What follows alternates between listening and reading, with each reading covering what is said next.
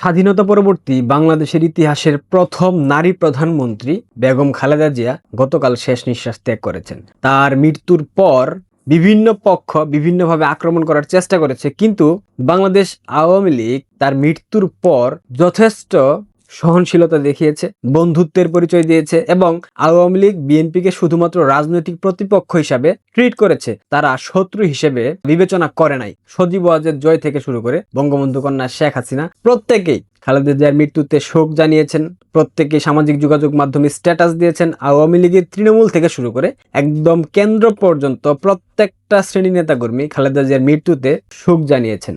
এখানে একটা শ্রেণী আসে বাংলাদেশের, যারা বাংলাদেশ নামক রাষ্ট্র কখনো বিশ্বাস করতো না, যারা বাংলাদেশের স্বাধীনতা সার্বভৌমত্ব কখনো বিশ্বাস করতো না, তারা তার মৃত্যু দিবসকে কেন্দ্র করে বিভিন্ন ধরনের নোংরামি স্ট্যাটাস দিয়েছে। তারা কারা জানেন? জামাত। বাংলাদেশের স্বাধীনতা বিরোধী চক্র জামাত অসংখ্য নোংরামি করেছে। সামাজিক যোগাযোগ মাধ্যমে নোংরামির স্ট্যাটাসে সয়লাভ হয়েছিল। জামাতের যারা অনলাইন অ্যাক্টিভিস্ট, তারা যে ধরনের ভাষা ব্যবহার করেছে, এগুলো আসলে একজন মৃত মানুষের জন্য কতটুকু কার্যকরী, কতটুকু উপযুক্ত আমার মাথায় আসলে আসে না। জামাত তাদের সৃষ্টিকালীন সময় থেকে তারা নোংরামি করে আসছে, এখনো সেই নোংরামি অব্যাহত রেখেছে। বেগম জিয়া, তাকে নিয়ে অনেক তর্ক বিতর্কের জায়গা আছে, অবশ্যই থাকা উচিত, একজন রাজনৈতিক নেতা হিসেবে সেটা থাকবে, কিন্তু বাংলাদেশের ইতিহাসের প্রথম নারী প্রধানমন্ত্রী বেগম খালেদা জিয়া, এটা কিন্তু আপনাকে মানতে হবে, আপনাদের সবাইকে এটা স্বীকার করতে হবে। এবং স্বৈরাচার বিরোধী আন্দোলনে বেগম জিয়ার অবদান কখনোই ভুলার নয়। 80-এর দশকে বাংলাদেশে গণতন্ত্র প্রতিষ্ঠার যে লড়াই ছিল, সেই লড়াইয়ে বঙ্গবন্ধু কন্যা শেখ হাসিনা যেমন ভূমিকা রেখেছিলেন, ঠিক তেমনি ভাবে খালেদা জিয়ারও একটা বিশাল ভূমিকা ছিল।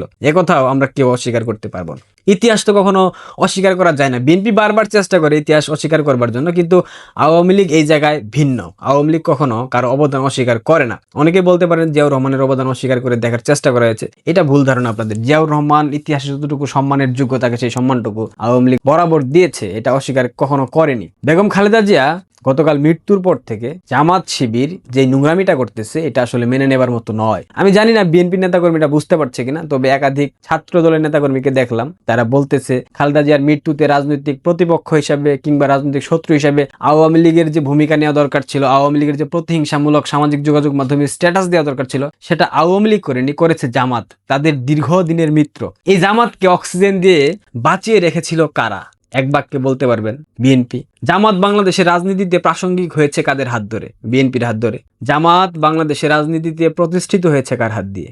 বিএনপির হাত দিয়ে। একটা মোক্ষম সুযোগ এসেছিল যখন গণজাগরণ মঞ্চ প্রতিষ্ঠা হয় শাহবাগে যুদ্ধাপরাধীদের বিচারের দাবিতে। সেখানে খালেদা জিয়াকে বারবার আহ্বান জানানো হয়েছিল বিএনপি যাতে গণজাগরণ মঞ্চের সাথে একাত্মতা পোষণ করে, কিন্তু বিএনপি সেটা করে নাই, বরং তারা যুদ্ধাপরাধীদের পক্ষ নিয়েছিল, কারণ তাদের সালাউদ্দিন কাদের চৌধুরী তাদের দলীয় নেতা ছিল।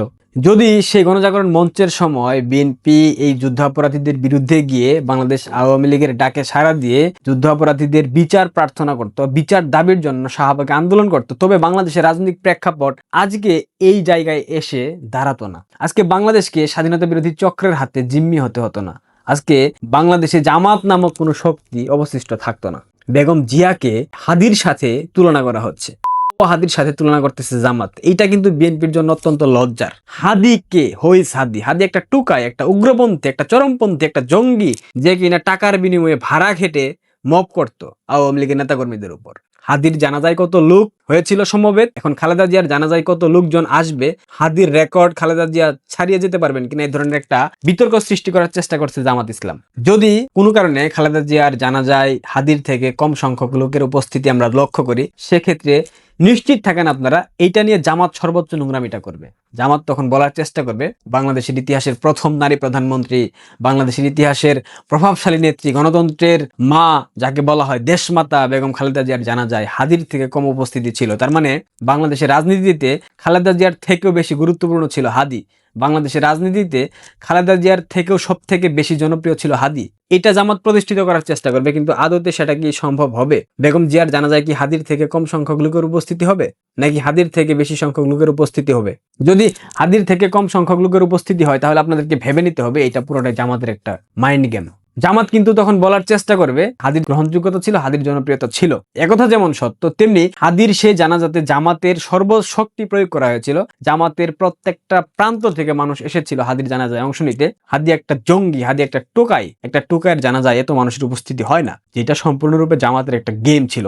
খালেদা জিয়ার মৃত্যুর দিন ঘোষণা করা হয়েছে, তাকে মৃত ঘোষণা করা হয়েছে। এটা নিয়ে জামাত বলতেছে জাকসু ইলেকশন পিছিয়ে দেওয়ার জন্য একটা ষড়যন্ত্র। একজন প্রধানমন্ত্রী মারা গেছে, এখানে জামাতের নেতাকর্মীরা বলতেছে এটা বাংলাদেশের তথাকথিত একটা বিশ্ববিদ্যালয়, সেই বিশ্ববিদ্যালয়ের নির্বাচন, ছাত্র সংসদ নির্বাচন পিছিয়ে দেওয়ার জন্য নাকি খালেদা জিয়াকে মৃত ঘোষণা করা হয়েছে। এইসব দেখার পর বিএনপির মধ্যে কি কোনো উপলব্ধি আসছে কিনা জামাত সম্পর্কে আমার জানা নাই। বাংলাদেশের রাজনীতির ভাগ্যাকাশে যে মেঘ জমাট বেঁধেছে, এই মেঘ থেকে বাংলাদেশকে রক্ষা করার জন্য বিএনপিকে এবং আওয়ামী লীগকে একটা ঐতিহাসিক সিদ্ধান্তে আসতে হবে। অবশ্যই সেটা ইতিহাসের কাঠগড়ায় দাঁড়িয়েই হতে হবে।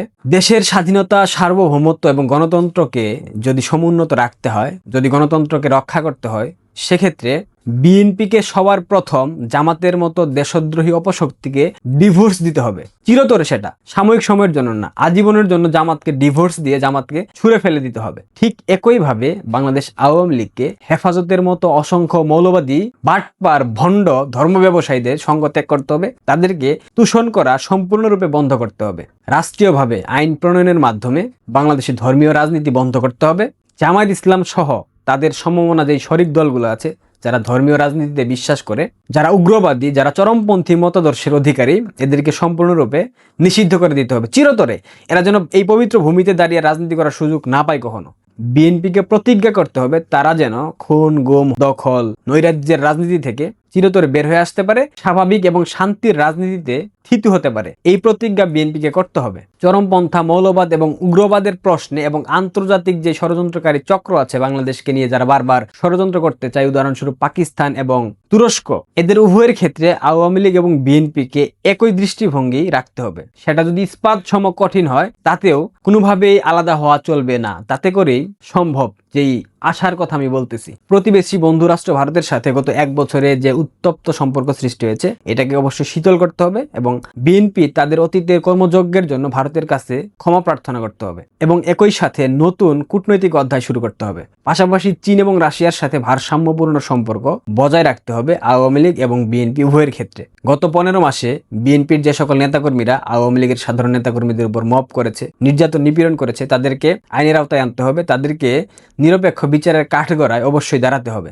সবগুলা পরিবর্তন একই সাথে করতে হলে অবশ্যই বিএনপি এবং আওয়ামী লীগকে একই টেবিলে বসতে হবে, কথা বলতে হবে। ঐক্যের মাধ্যমেই কেবলমাত্র সম্ভব বাংলাদেশে গণতন্ত্র প্রতিষ্ঠা করা, ঐক্যের মাধ্যমে কেবলমাত্র সম্ভব বাংলাদেশের স্বাধীনতা এবং সার্বভৌমত্ব রক্ষা করা এবং জামাত ইসলামের মতো উগ্রপন্থী, চরমপন্থী দলকে বাংলাদেশের মাটি থেকে নিষিদ্ধ করতে হবে। অন্যথায় বাংলাদেশে কখনোই আর সুষ্ঠু ধারার স্বাভাবিক গণতান্ত্রিক চর্চা ফিরে আসবে না এবং বাংলাদেশ কখনোই আর স্থিতিশীল হবে না। রাজনীতিবিদরা তাদের প্রজ্ঞার পরিচয় দেবেন কিনা, তাদের প্রজ্ঞাকে বাকি রেখে তারা প্রতিহিংসা রাজনীতিতে আগাবেন, সেটা তাদের উপর একান্ত নির্ভরশীল।